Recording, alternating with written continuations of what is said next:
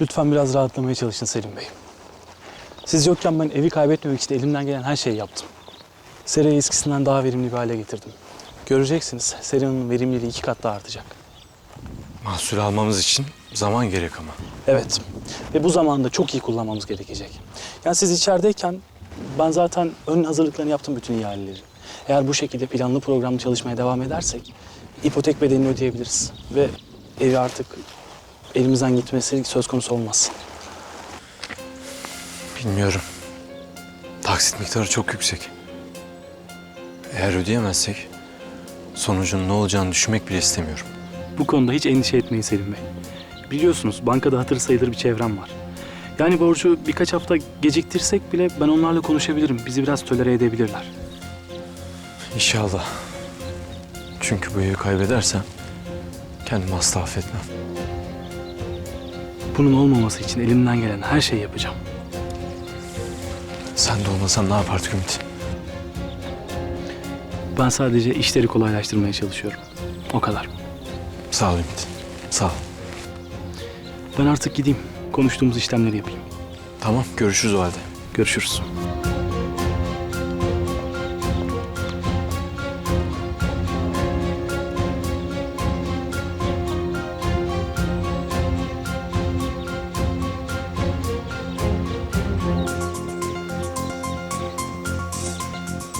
Annem, hadi üzme artık kendini ne olur. Hem bak Selim senin üzüldüğünü görürse daha çok üzülür. Yavrum, seni de zor durumda bıraktım. Benim yüzümden aranız açılırsa kendimi hiç affedemem, hiç.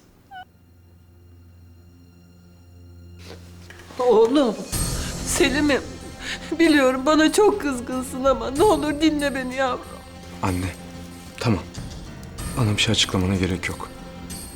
Sakin ol lütfen. Otur konuşalım. Hadi anne.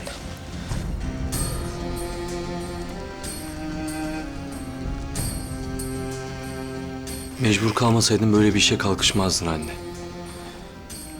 Hem bu evi hepimizden daha çok sahiplendiğini biliyorum. Ama keşke bana söyleseydiniz. Benden saklamasaydınız. Haklısın yavrum. Ama nasıl söyleyeceğimi bilemedim. Zeynep de zaten yeni öğrenmişti. Hatta sana söyleyecekti ama ben durdurdum. Usulünce anlatalım diye. Ne olur benim yüzümden. Karına gücenme yavrum. Kızma ona.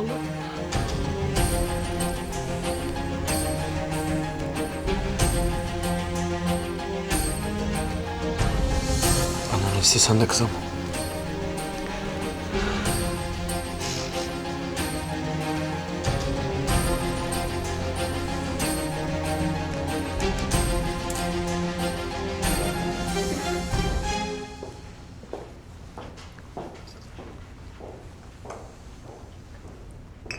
Şuna bak ya.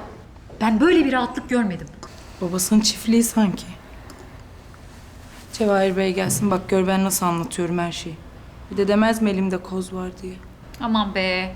Yalan söylüyor. Ne kozu olacak Allah aşkına. Aklı sıra bizi gıcık edecek ya. Ne diyeceğini şaşırdı.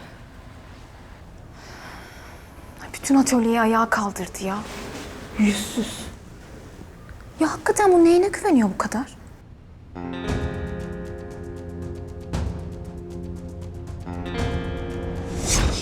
İyi bir ustabaşı en az ruhsat kadar önemlidir değil mi?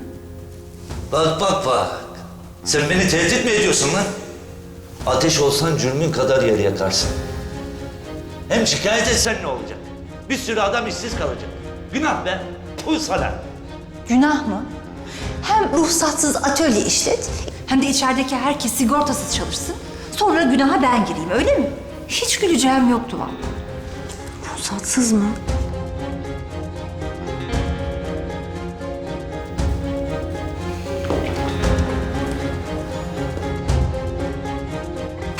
Sen ne yapıyorsun orada, laf mı dinliyorsun? Hayır Bahriye abla, ben kahveyi getirdim. İnşallah öyledir. Değilse hiç gözünün yaşına bakma, köyüne postalarım seni. Anladın mı?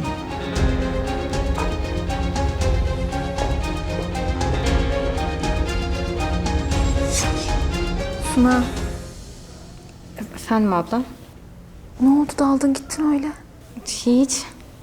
Bahriye'ye mi takıldın yoksa? Aman yok ya. Benden uzak olsun da ne hali varsa görsün.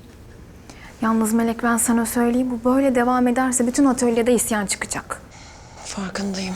Cevahir Bey'e gelsene, ben görüşeceğim zaten. Ancak o gelir zaten hakkından. Geldi işte. Yürü kız. Vallahi isyan çıktı kız. Aman Gülay, sen karışma. Cevahir Bey, size söylememiz gereken bir şey var. Bıktık artık. Tahammül edemiyoruz. Bir çare bulun. Ne oluyor ya? Teker teker gelin. Melek, söylesene. Ustabaşı değil misin sen? Hakkımızı savunman gerekmiyor mu? Bir durun, ne oluyor, hemen delilendiniz ya? Ne olacak? Her şey Bahriye yüzünden. Bıktık artık. İllallah ettik. Tamam, kes. Melek Hanım, Allah aşkına söyle, ne oluyor ya? Bahriye Hanım yüzünden bazı sorunlar yaşıyoruz da Cevahir Bey. Mesela? Yani şöyle, kendisi mesai saatlerinde sürekli telefonla görüşüyor. Ona verilen işleri de arkadaşlarına yaptırmaya çalışıyor. Yani anlayacağınız atölyenin huzuru kaçıyor bayağı.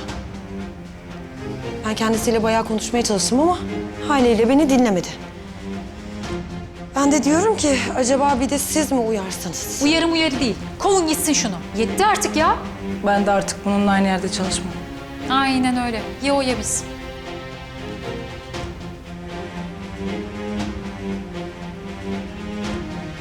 Hanımlar, Bahriye Hanım burada çalışmaya devam edecek. Hepiniz buna alışsanız iyi olur.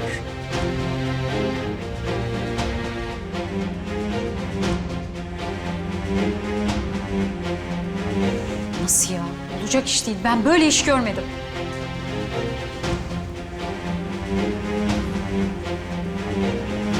Ben size demedim mi? Görün işte. Haklısın vallahi. Bahriye'de var bir şeyler ama.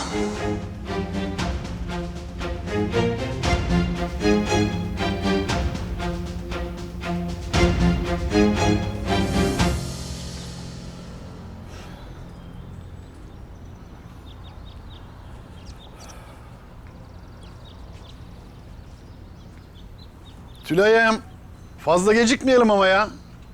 Geldim Veysel.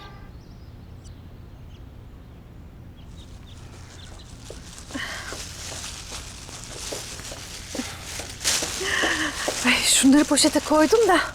Onlar ne Tülay'ım? Gitmişken Seval'e götüreceğim canım. Hediye olarak mı? Ay yok Veysel, dedim ya, kız sokakta tezgah kuruyor, hatta ben de ona yardım ediyorum diye. Esmesi, bunları örmüşken dolapta durmasın dedim. Yani kıza götüreyim, tezgahına koysun. Bari 3-5 katkım olur. Aman benim akıllı kurum. Bunlar sen mi ördün? Becerikli karım benim. Ana! Şuna bak, şuna bak. Minnacık. Çok tatlı değil mi? Çok. Ya Tülay'ım, biliyor musun? Bak bunu görünce Zeynep'in bebekliği aklıma geldi ya. Daha şu kadarcıkken böyle kucağıma aldım ben onu. Ay kim bilir ne tatlıydı. Çok. Böyle zeytin siyah gözler, uzun uzun kirpikler. O kiraz gibi böyle minicik dudaklar. Ya şimdi şurada olsaydı da böyle bir minicik bir şey böyle gözleri senin gibi yeşil, yanakları al. Ha? Bir bebek sevseydik şurada. Bakarsın bir torunum gelir. Ya ben onu mu diyorum Tülay'ım ya? Ya ben Veysel'den olma, Tülay'dan doğma bir bebekten söz ediyorum. Ay Veysel delisin sen ya bu yaştan sonra. Ya ne varmış yaşımızda ya? Bence senin dede olma vaktin gelmiş. Zeynep'in kulağını çıtlatayım da şimdiden siparişini vereyim. Tülay'ım ya deme öyle dedeme de falan. Yani hem tekne kazıntısı diye bir gerçek var değil mi hayatımızda? Ay Veysel sen ciddi misin? Tabii ciddiyim Tülay. Bu işlerde böyle gayri ciddi olunur mu ya? Tövbe tövbe.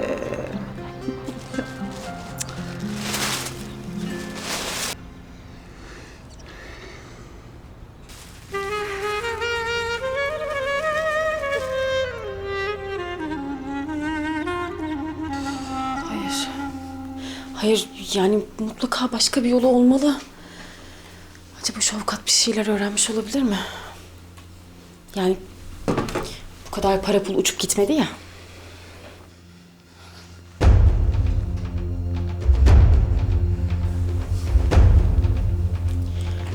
Mutlaka bir şeyler kalmış olmalı ya. Ay, açsana adam şu telefonu.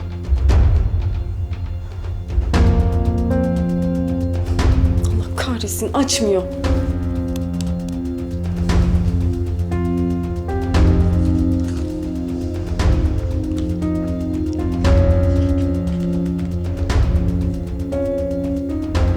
Kahveniz. Ay mis gibi de koktu. Afiyet olsun. Asuman, otursana şöyle. Neden? Otur iki muhabbet edelim. Hangi dağda kurt öldü? Hemen sululuğa başlama. Bak ben senin işvereninim. Söylemene gerek yok. Zaten hiç unutturmuyorsun. Asuman, otur. Peki.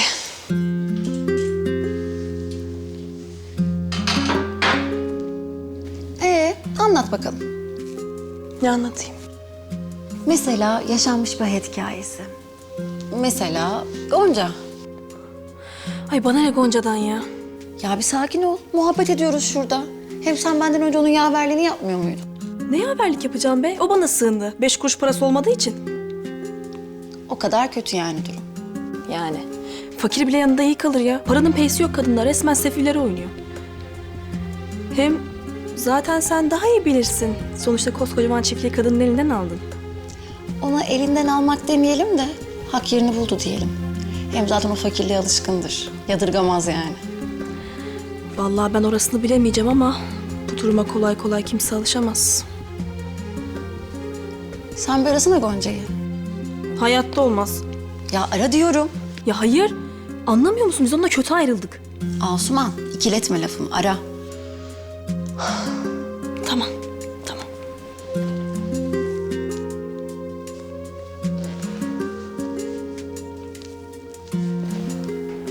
Ne yapıyorsun ya? Biraz eğlenelim. Bak benim sesimi duyunca ne hale gelecek. Asuman mı? İyi de bu niye arıyor ki şimdi beni? Ne var Asuman, ne istiyorsun? Gelin hanım, benim ben. Arzu? Ne yapıyorsun? İyi misin? Baksana şu an Karapınar çiftliğinden bağlanıyorum. Oradaki atmosferi bize biraz anlatır mısın? Nasıl gidiyor fakirlik günleri? Sen hangi yüzle beni arıyorsun? Ama niye böyle agresifsin sen? Bir hal hatır da mı sormayalım? Hem bak duydum, Serdar'ı kaybetmişiz. Ay çok üzüldüm. Allah kahretsin ya, ne yapmaya çalışıyorsun sen? Zevk alıyorsun değil mi bu durumdan? Aşk olsun ama. Ama tabii. Senin sinirlerin bozuldu. Geldi mi de hepsi üst üste geliyor. Önce evini aldım elinden. Sonra kocan öldü. Böyle hamile halinde tek başına kala kaldın. Ya sen ne yapmaya çalışıyorsun ya? Her şeyimi aldın zaten. Yetmiyor mu? Ne yapmaya çalışıyorsun? Ama sana bir şey söyleyeyim mi? Bu sefer seni agresifleştirmiş. Yazık yapma. Yapma, gençliğine yazık. Hem zengin hayatı sana birkaç beden büyüktü değil mi? Aşağılık pislik. Bak, benim sana bir tavsiyem var. O karnın büyümeden hemen bir çiftliğe başvur. Aa bak ne diyeceğim, bizim yan taraftaki çiftlik hizmetçi arıyordu. Ben söyleyeyim mi seni ha? Referans da olurum hem sana. Daha önce deneyimi var derim. Allah kahretsin ya. Gonca dayanamadı, kapattı. Al bakalım. Yani haklı kapatmakta. Hani yenilir yutulur şeyler söylemedin kadına. Şu an var ya, bu masajdan daha iyi geldi. Resmen pamuk gibiyim. Hadi ya. Sırf bana şu zevki tattırdığın için seni işe almama bile değdi yani. Hatta sana ödül, bugün yarın izinlisin.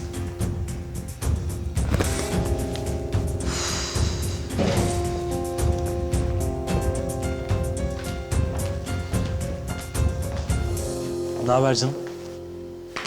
Hoş geldin.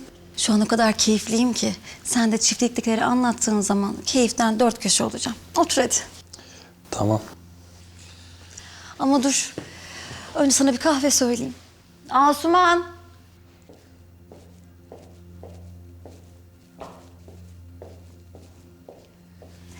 Ümit Bey bir kahve yap. Ondan sonra izne ayrıl. Peki.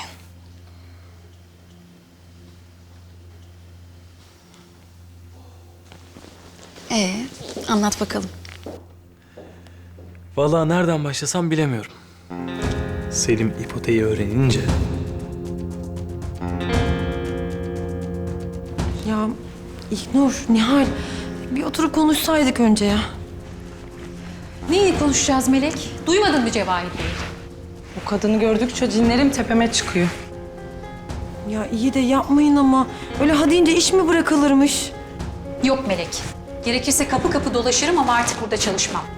Hadi sana kolay gelsin. Müjdemi isterim hanımlar. Hayırdır Cevahir Bey? Hayır, hayır. Yeni bir iş aldık. 250 parça gömlek. Bu akşama hazır edilecek. 250 parça mı? Evet, 250 parça. O yüzden hemen çalışmaya başlasanız iyi olur.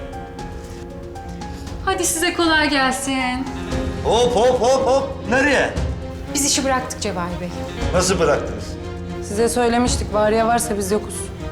Ya saçma sapan konuşmayın. Böyle iş mi bırakılır? Geçin oturun yerinize, hasta etmeyin adamı. Hiçbir kuvvet beni artık burada tutamaz. Aman be! Ne haliniz varsa görün lan. Artistler. Cevahir Bey, niye o kadar üstlerine gittiniz ki? Ben ikna etmeye çalışıyordum zaten. Ya ne halleri varsa görsünler be. Kendileri kaybeder. İyi de 250 parça gömlekten bahsediyorsunuz. Nasıl yetişecek? 2 tane de çalışanı kaybettik. Halledersin sen Melek Hanım. Ben seni boşuna mı ustabaşı yaptım? Hadi kolay gelsin. Kolay gelsin.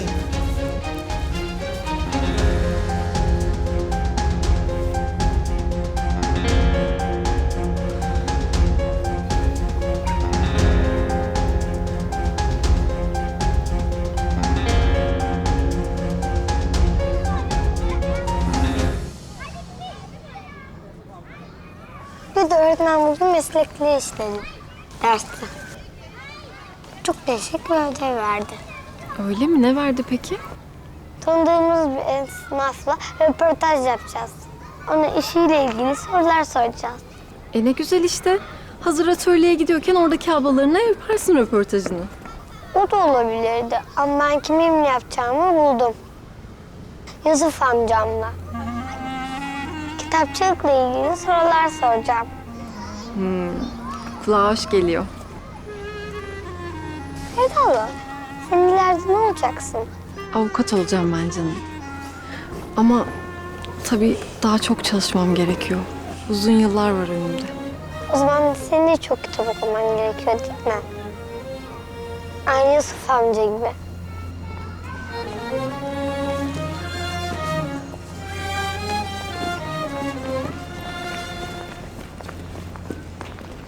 Gonca kızımı iyi ki bana getirdin Erkut. Bana yoldaş oldu, arkadaş oldu. Çok sevdim ben onu. Ben de sizi. Yalnızlık zor yavrum be. Günler geçmek bilmiyor. Yemekti, şuydu, buydu oyalanmaya çalışıyorum ama... ...insanın yanında bir kişi olunca iki çift laf ediyor. Çok iyi oluyor. Değil mi? Ben sizden bir müsaade istesem, bir namazımı kılsam kusuruma bakmazsınız değil mi yavrum? Yok teyzeciğim sen kıl. Kıl. Allah kabul etsin. Sağ ol yavrum.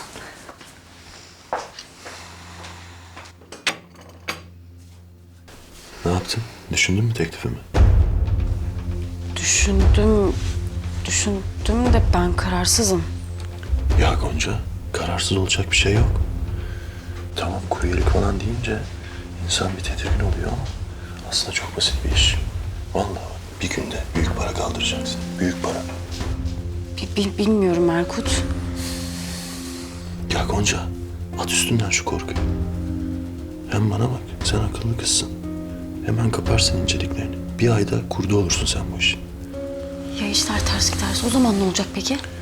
Bundan daha ters ne olabilir Gonca? Ha? Ben olmasam sokaktaydın.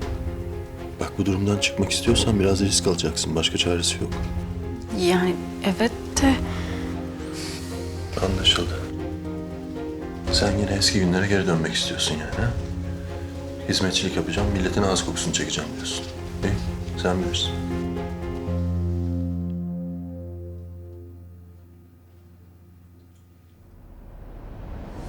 Sen korkuluk musun? Ne işe yarıyorsun sen bu evde? Kendim söylüyorum, kendim hallediyorum.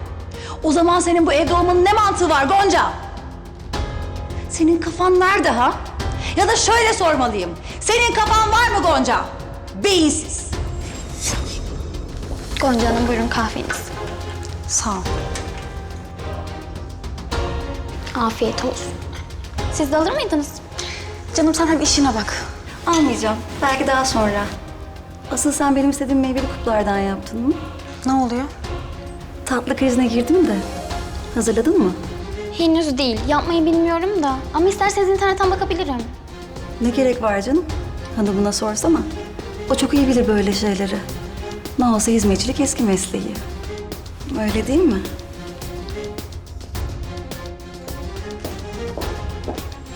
Bak benim sana bir tavsiyem var.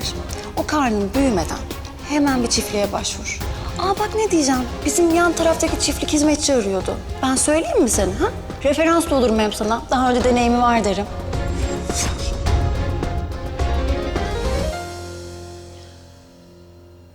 Tamam. Tamam yapacağım. İşte bu. Çok büyük para kaldıracağız bak göreceksin.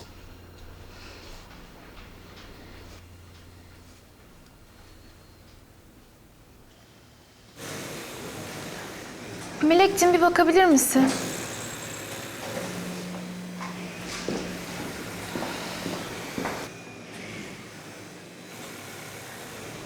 Yo gayet iyi görünüyor. Tamam. Abla bunlar da bitti. Tamam canım. Ya sen benim makineye geçer misin? Düğmelerindeki var. Bunları sonra ütüleriz. Tamam.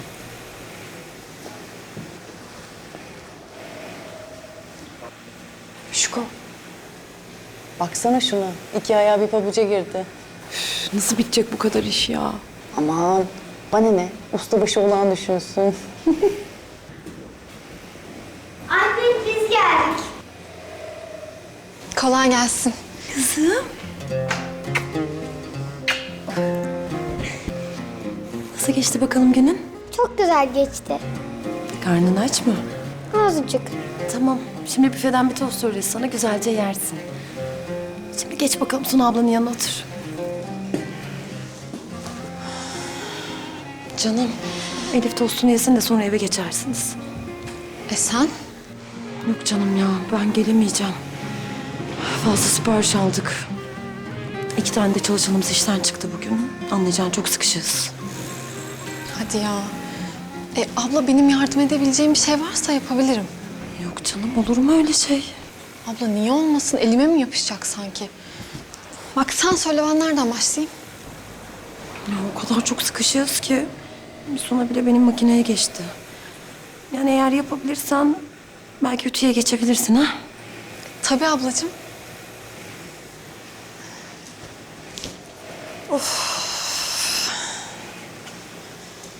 Resmen yer yerinden oynadı. Ya öyle gerildiler ki anlatamam.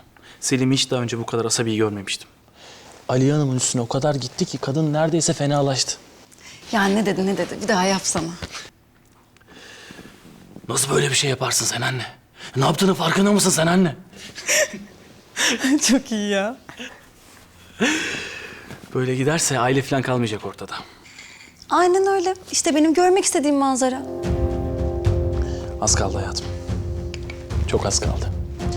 Adım adım yaklaşıyoruz. Hiç merak etme. Bak Selim içeriden çıktı ama mutlulukları çok kısa sürdü. Bundan sonra onlar yalnız giden trenin arkasına el sallayabilirler. Aynen öyle. Çiftlikteki son zamanlarında birbirlerini yemeye başlamışlarsa bu iş bitmiş demektir. Bize de bunun tadını çıkartmak kalır.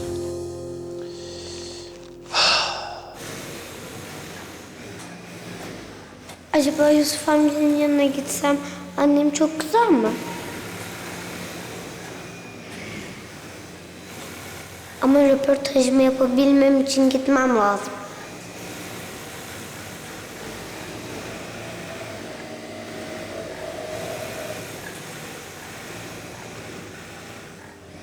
Ha şöyle. Çalışın tabii ya. Öyle isyan etmek de neymiş? Öyle kanıma bak sen. Ne ara yeni eleman buldu.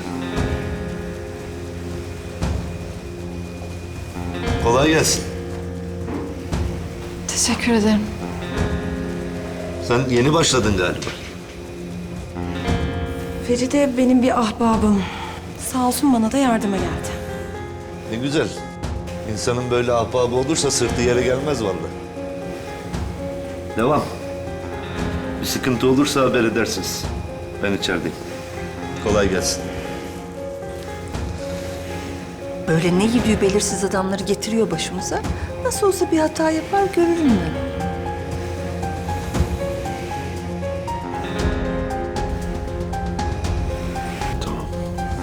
Tamam birader, bizde yamuk olmaz.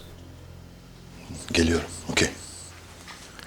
İşte bu kadar. Ne oldu? Tamam, işi bağlamışlar. Şimdi gidip detayları öğreneceğim. Ben ne yapacağım peki? Sen hiçbir şey yapmayacaksın, benden haber bekleyeceksin, tamam? Hadi görüşürüz.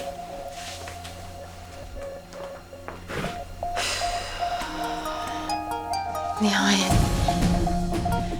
Alo avukat bey ne oldu? Var mıymış bana kalan bir şeyler, ev ya da para? Gonca Hanım, yüz yüze görüşmemiz lazım. Hem de çok acil. Şimdi tam zamanı.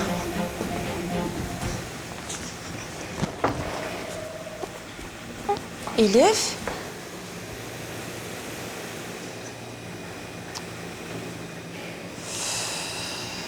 Kızım, nereye? Hiç. Anneciğim ne demek hiç? Benden habersiz nereye gidiyordun sen? Yusuf amcanın yanına. Neden? Ödevimle ilgili bir şey sormam gerekiyordu ondan. Anneciğim, bana haber vermeden mi gidiyordun sen?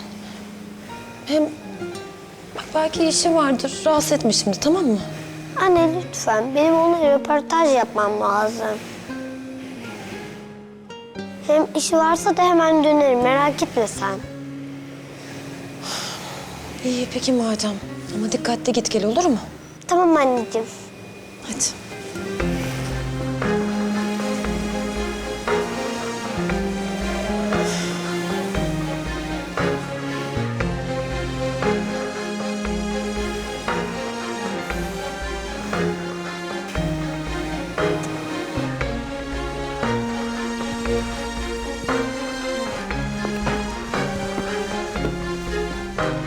Yusuf amcam, Hoş geldin. çok işin var mı? Niye? Neden sordun ki? Sana birkaç soru sormam lazım. Demek soru sorman lazım. Sor bakalım. Bugün okulda öğretmen bize bir ödev verdi de röportaj ödevi. Benim de aklıma sen geldin. Başlayayım mı? Sana bir soru soracağım. Öyle ayaküstü röportaj mı olur canım? Anladım o zaman. Dur. Şu işlerimi halledeyim. Karşılıklı otururuz bir röportaj veririm sana.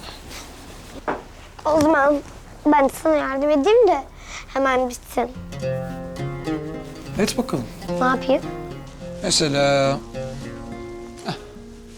Bunları şu rafa dizebilirsin. Al bakalım.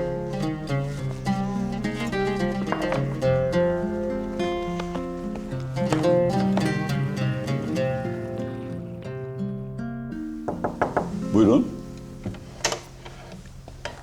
Müsait miydiniz Haldun Bey? Tabii tabii buyurun. Ben de sizi bekliyordum zaten.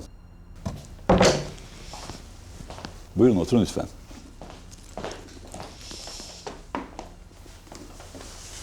Siz acil yüz yüze görüşmeliyiz deyince ben de hemen işim gücümü bırakıp geldim. Konu neydi ben gerçekten çok merak ediyorum. Gonca Hanım, bundan sonra şirketinizin detaylarıyla ben ilgileneceğim. Pardon anlayamadım hangi şirket? Çiçekçilik ve seracılık şirketi. Çiçekçilik ve seracılık şirketi mi? Evet, Serdar Bey'in ölümünden sonra size kalan şirketten bahsediyorum. Doruklar. Birçok insan bana artık okumadıkları, sayfaları tahrip olmuş kitaplarını eskidi bunlar diye getirirler. Ama aslında kitaplar hiçbir zaman eskimez. Peki Yusuf amca, sen çok kitap okuduğun için mi kitapçı oldun? Yoksa kitapçı olduğun için mi çok kitap okudun? Her ikisi de diyebiliriz. Peki ya sen? Röportajın için neden bir kitapçıyı seçtin? Kitapları çok mu seviyorsun? Evet. Hatta ileride ben de kitap yazmak istiyorum.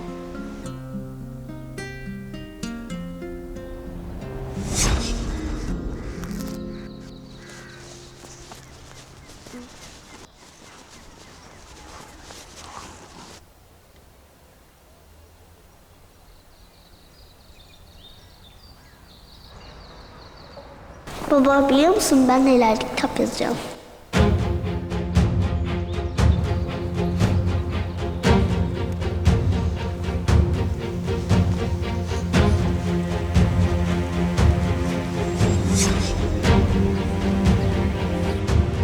Yusuf amca.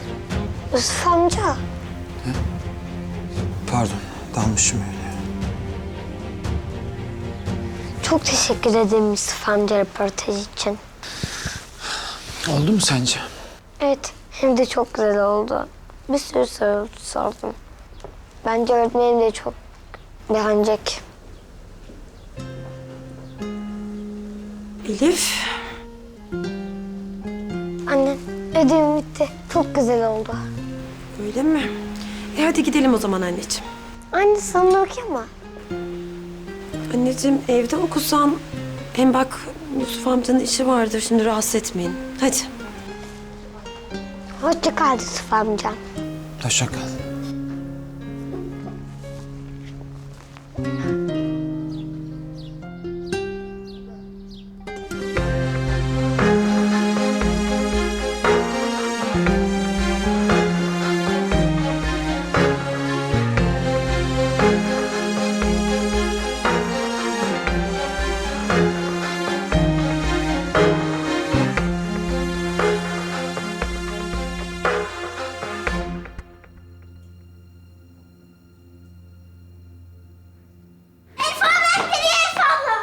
Geliyor. Seni çok özledim amca. Ben de seni fıstığım. Kusura bakmayın biraz geciktik. İşler biraz uzadı da. Ama neyse ki Feride yetişti de halledebildik. Yoksa hala çalışıyor olacaktık. İzninizle ben bir odama kadar gidip geleyim. Çantamı bırakacağım. Tamam canım.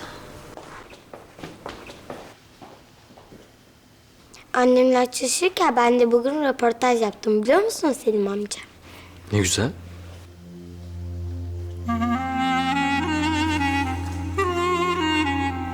Selim her şey yolunda mı? Biraz konuşsak iyi olur aslında. Olur. Ne oldu amca? Bir şey olmadı bir tane. Bizim annenle biraz iş konuşmamız lazım. Hem bak İnci bütün gün seni bekledi. Seni çok özlemiş. Siz de oyun oynarsınız olur mu? Olur. Hadi gelince oynayalım. Durun bakalım. Ben de sizi çok özledim. Sarılayım şöyle azıcık. Çocukların yanında konuşmayalım ama olur mu? Olur.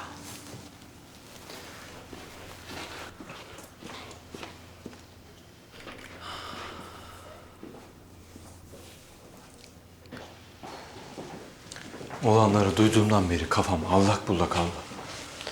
Demek sonunda öğrendin ha. Doğduğum, büyüdüğüm evin ipotek edilmesi. Olan oldu işte Selim. Ben de olan oldu diyorum abla. Mecbur kalınmasa böyle bir şey yapılmazdı diyorum. Ama yine de sindiremiyorum. Niye bana söylemediniz? Hele sen abla. Ha ben senden hiç beklemezdim. Niye söylemedin bana? Ya Selim, ya benim de haberim yoktu ki. Bu Aliye annenin kararıydı. Biz her şeyi iş işten geçtikten sonra öğrendik. Sonra hem sana pisteydin. Sana da diyemedik. Keşke. Keşke başka bir yol bulabilseydin anne. Keşke önce bir... Selim, anneni bu olay için ikna eden Ümit Bey'di. O fikri o verdi ona. Nasıl yani? Bu ipotek fikrini veren ilk Ümit Bey'di. Biz hepimiz itiraz ettik. Olmaz dedik. Ali anne de buna dahil. Sonra ne oldu? Sonra bir şekilde ikna etmiş işte Ali anneyi. Ben de şok oldum. Yani bu riskli, tehlikeli durumu bize o soktu. Abla ne ima etmeye çalışıyorsun? Selim, ben de uzun zamandır seninle bunu konuşmak istiyorum aslında. Benim bazı şüphelerim var. Ne gibi? Bu çok güvendiğimiz Ümit Bey senin koyunu kasıyor. Ne? O adam dolandırıcı Selim. Abla sen ne dediğinin farkında mısın ya? Ümit'e resmen dolandırıcı diyorsun. Farkındayım Selim. Ya beni tanıyorsun. Ben bilip bilmeden kimseye bir ithamda bulunmam ki. İyi de neye dayanarak söylüyorsun sen bunu? Selim'cim gel bir otur. Ben teker teker sırasıyla anlatacağım sana her şeyi. Otur. Bilmiyorum. Bu ipotekle aldığımız kredi vardı ya. Evet. İşte onun ilk taksitini ödeyebilmek için bankaya gittik Ali anneyle. Para çekmek istedik. Ama hesabın bize boş olduğunu söylediler. Yani hiç para yoktu. Ne?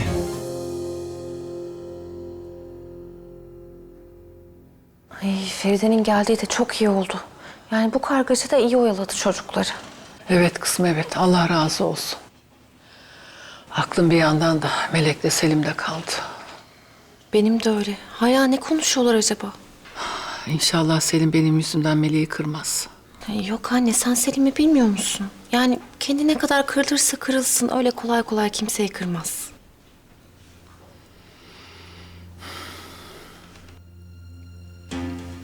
Hesaptaki bütün para çekilmiş yani öyle mi? Evet. İlk başta bizim çekmiş olabileceğimizi söylediler ama öyle bir şey yoktu. Nasıl oldu peki abla? Buharlaşmadı ya para. Biz de şok olduk Selim. Öylece kala kaldık. Daha sonra Ümit'le konuştum. Olayla ilgili bir alakası olup olmadığını öğrenmek istedim. Ne dedi peki? İşte başta biraz bozuldu tabii. İşte siz benim iyi niyetimi sorguluyorsunuz. Ben sadece bana verilen talimatların yerine getirmeye çalışıyorum falan dedi. Daha sonra da işte ya bir yanlışlık olmuştur bankada ya da işte banka eski borçları tanzim etmek için parça parça çekmiş olabilir parayı dedi. Sonra birlikte bankaya gidelim dedik. Konuyu netleştirmek için. Ama benim acil bir işim çıktı. Gitmek zorunda kaldım. O da gerekli belgeleri bana getirebileceğini söyledi. Sonra ne oldu? Daha sonra hesap dökümünü aldı ve bana getirdi. Nereye gitmiş abla para? Aynı Ümit Bey'in tahmin ettiği gibi. Eski borçları tanzim etmek için banka parça parça çekmiş işte. Hepsini. Hepsini. İnanmıyorum. Ya nasıl olabilir böyle bir şey? Ya işte hesap dökümünde ödenmemiş vergiler, işte işçilerin maaşları falan öyle şeyler yazıyordu. Abla tamam da o zaman biz Ümit'e dolandırıcı diyemeyiz ki. Selim, ya bir bekle bitmedi ki daha. Daha sonra ne olduysa bir şekilde orijinal hesap dökümü elime geçti benim. Orijinal mi? Evet. Yani Ümit'in verdiği belge sahteymiş. Aslında hesaptaki para da tek seferde özel bir hesaba aktarılmış. Öyle yazıyordu. İyi de nasıl bu kadar emin olabiliyorsun ki? Bankaya gidip sordum çünkü Selim. Bana kesin bir dilde Ümit'in verdiği belgenin sahte olduğunu söylediler. Nasıl olabilir abla bu? Ya muhakkak bir yanlışlık vardır. Ümit böyle bir şey yapmaz. Yapma Selim, gözünü seveyim yapma ya. Ya böyle naylon bir belge hazırlayabildiğine göre kesin Ümit'in parmağı var bu işte. Olmaz. Olamaz abla. Aklım almıyor. Ya Ümit, abimden sonraki en büyük destekçimdi benim. Siz de şahitsiniz. Abla siz de biliyorsunuz. Ümit hiçbir zaman beni yalnız bırakmadı. Yok abla. Ümit böyle bir şey yapmış olamaz. İnanmıyorum.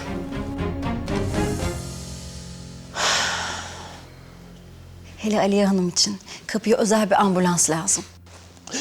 Yukarıdan düşen böyle oksijen maskeleri var ya, ya da onlardan acil durumda açılması için.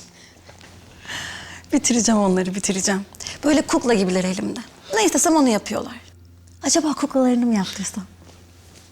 Neyse, onları konuşmak bitmez. Bak burada ne var?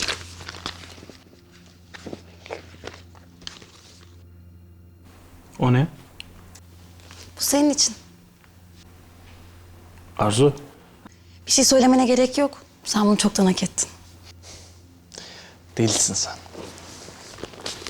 Hadi gel bakalım. Dışarıda seni bekliyor.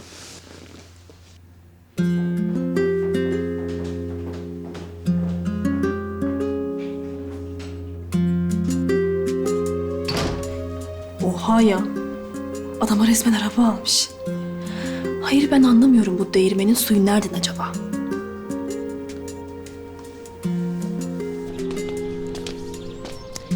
İşte bu araba senin.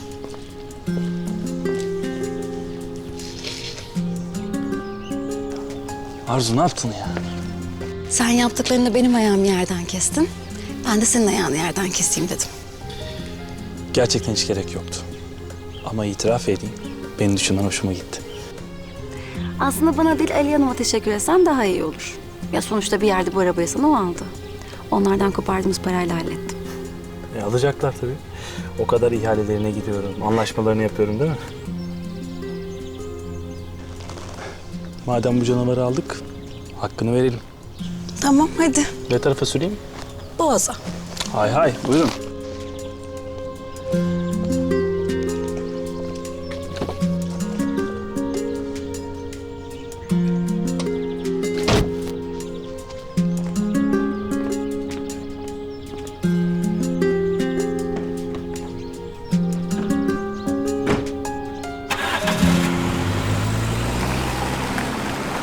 Hayır. Yok. Ümit böyle bir şey yapmış olamaz abla. İnanmıyorum. Ya Selim'cim, biliyorum şaşkınsın ama her şey ortada işte. Ya sen sadece bir dökümden bahsediyorsun. Belki bankadaki görevli yanlış verdi. Nereden biliyorsun? Selim ya Allah aşkına yapma böyle. Abla, siz de şahitsiniz. Ümit benim en zor anlarımda yanımda oldu. Hep bize destek oldu. Ya biz onun sayesinde ihaleye girdik. İhaleyi de onun sayesinde kaybettik ama. Ya iyi de nereden bilebilirdi kaybedeceğimizi? İş hayatı bu sonuçta, kazanabilirdik de. Sipariş de onun sayesinde aldık biliyorsun. Siparişlerin geleceği sevkiyat kamyonunda kaza yaptı. Abla, ne ima ediyorsun sen? Kazayı da mı yaptırdı yani? Olabilir diyorum sadece Selim. Yani bir ihtimal, dikkatli olalım diye. Yok artık. Abla, yapma Allah aşkına.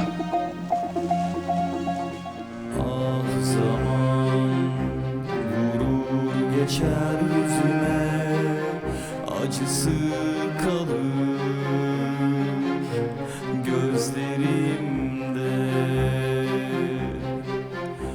Gurur yakar, içim kor olsa da dilim susar sözlerimle. Dağıtır ayırır bizi kader, uzak bana yasaklı yüzün, çoğalıp büyüyor içimde keder, ellerimde bir çare hüzün tükenir.